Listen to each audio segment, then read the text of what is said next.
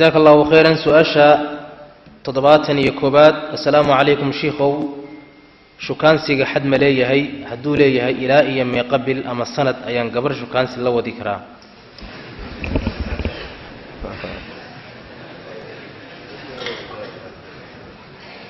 شو كان سيغ سواكه iyo shariicadu sheegtay haduuye asaga dhab waxa laga yaabaa inuu waqti badan qaado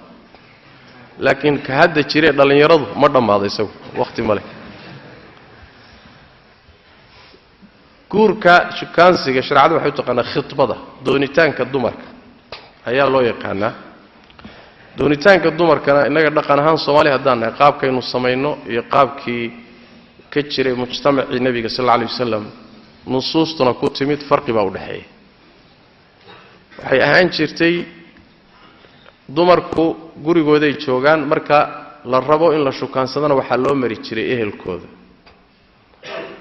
laakiin annaga wiilashii iyo gabdhihii baa banaanka iska eriyanaya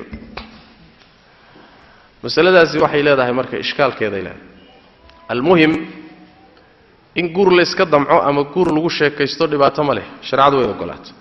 in la is arko hadii guur la iska damacsan yahayna way ogolaatay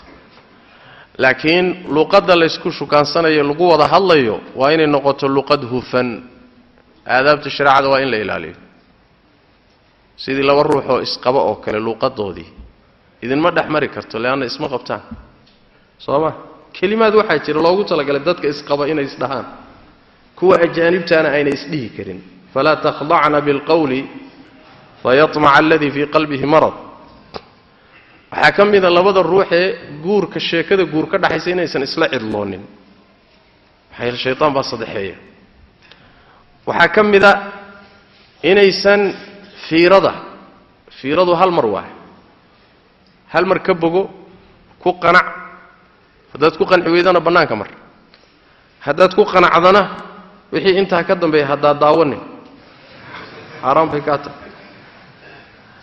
mas'ala kale ta wayaan sheekadan dheer ee iska daba joog ee abaayiya abowada ayadana aafadeedii leedo fitnay irid u tahay fitna albaabkeed waay dhalinyaro fara badanna inay isku qasmaan oo akhiiran ay isfasaadiyaan inta badan wasitaasa wasiilo oo waayahan loo helay ee muxuu ahaay tiknoolajiyada loo helay internet iyo aafooyin loo helay iyo waxuna ilaa xaalkooda ogey marka waxa kamida midalan ballanqaadkan beenbeenta in la iska daayo sheekh ballan bay siisay inay guursato ballan baan si inaan guursado oo ma idinka go'aanka iska leh markaad ballanta siinaysaa ya guurku uu ka go'a ya guurku wali buu ka go'a gabadha la guursanayo go'aanka guurka kaligeed ma lehe wali baa la leh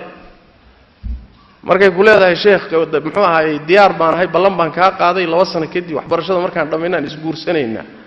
sheekh way iga baxday maxaan sameeyaa waa ka dambeysay sooma marka waxyaalahaas oo dhan waa qaababka khaldan oo shariicada khilaafsan oo saxsanayn gabadhii hadii aad sheeko guurida dhaxmarto